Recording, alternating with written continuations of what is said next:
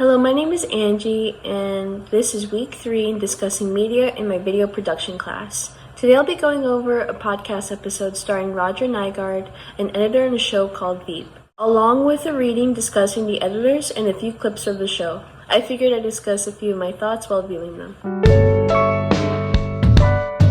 So, a reading called Darling Killers, Veep editors Roger Nygard and Matthew Barbato. The reading gives spotlight to two editors, Matthew Barbato and Roger Nygard. When Cinematage asks the question if there's a thin line between drama and comedy, Roger responds by saying that drama is one tool to make things funnier because the more serious and grounded the story is, the funnier it can be. I can agree with that because The Office tends to be a bit more grounded. Well, there's a lot of times where it's funny. I think the punchline kicks in knowing how one character can be funny out of a serious situation. When they discuss that they typically use 4 but up to 10 cameras, it gives Nygard and Barbato a lot to work with as they can cut to maintain pace, humor, and emotional story. I think it's crazy that you can have 10 cameras. Cameras I'm used to seeing are the big ones, but I'm pretty sure those are the ones that they shoot with the crane. But it's amazing to think that you can hide up to 10 cameras in a scenario. I guess it depends if it's indoors or outdoors. A studio setting would probably require less cameras or hidden cameras, while outside setting could use like a crane. When the editors were recalling their best lessons in the comedy they learned from Veep, Matthew brought up being shocked and learning that Dave Mandel wouldn't hesitate to cut a bunch of A-quality footage to make the scene tighter. It matched my thoughts too, because imagine being a film director and you had a vision requiring this one shot. I can go back to the podcast. Nygard brought up that if you want to keep that shot, that it's best that you have important dialogue. I think it shows when he was in the office, because there's this one scene, Pam's proposal, and it required an expensive shot. And to think that it could have been taken out had there been no dialogue and it's just been quiet the whole time, it's actually kind of crazy. When they brought up a good approach to the material they were given, I can agree when Roger said to clear out most of the asides, tangents, and word baggage, and that there are a lot more joke casualties. I'll admit that there's a few pieces of media that I consumed where it seemed like the joke was going on for too long, or it wasn't really landing. Even when Matthew brought up a good analogy of the situation of keeping as many jokes as possible, to Dave, the jokes are like ornamental things that hang off the narrative. We want as many ornaments as possible, but we don't want to lose the tree, because the jokes are only as funny as they are because they are in the context of a character situation. Again, I agree with that, and when it applies to The Office. It can only be funny a few amount of times, and it depends on the scenario when the joke is being applied. It would sometimes be off if a certain character said a joke in a certain situation.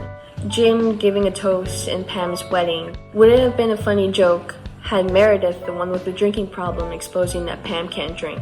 It's funny because it's Jim being the person who told Michael Scott not to bring it up because of his past record of spoiling surprises and not being able to maintain a secret. But Jim being the one out of nervousness actually being the one spilling the secret. It comes off as more funny and unexpected, and that really gets the audience going. I recall Cinema Montage bringing up the editors' unique credentials. They have both directed, produced, and had other roles in production. Have they piled what they learned from these experiences? Roger got to use his heavy knowledge in documentary to help frame an episode that Dave didn't have too much knowledge in. It's good to be able to listen to your crew and not have to be one with a big ego to have to tackle this big task with no consultation from anyone that's informed. Matthew brought up that filmmaking is a highly collaborative process, and I think that the more you understand the different roles involved, the more skills and perspectives you bring to your role, which I think is good, and I think is the way that this class is currently being framed. We are looking at the behind the scenes of editing before we actually start filming, because we need to know how much content we would actually use when editing.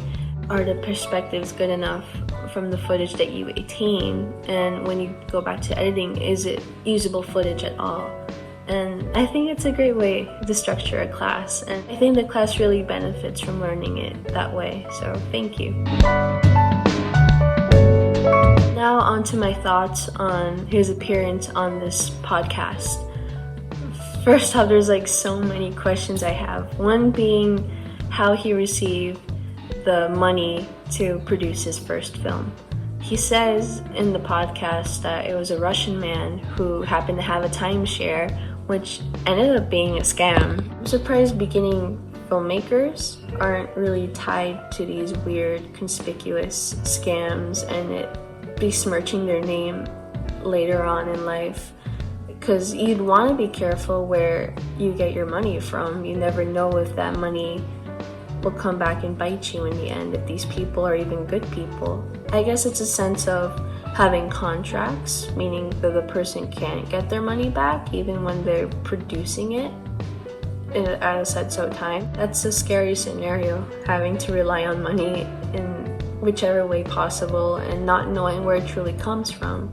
Another thing I appreciated is when he recalled his experience as an editor and how that managed to open doors for him in directing, where he was able to ask the question if he could be the one to direct. And I always thought you had to be somebody in charge of the camera before being a director, but it's interesting to see that there's different ways to break in as a director. I wouldn't have thought that an editor can reach the director role, but after reading and knowing how knowing one skill can help you with another skill or position, it makes more sense that an editor would be able to jump from editing with footage to becoming somebody who can direct well and be able to attain usable footage for editors to really make the story pop. Another thing I forgot to recall from the podcast was when he made the point that it's better to be a filmmaker who can edit rather than an editor who just cuts film, because you get to understand the process more. Overall, I think from what I've seen in the podcast, which was only 30 minutes but a good chunk, was that people in the industry should be more mindful in how they have their directorial debut. It could come in the most unexpected way possible, but it's doable. Just now I learned that an editor can end up becoming a director. Of course, making their own film, which is why the previous advice is very good advice.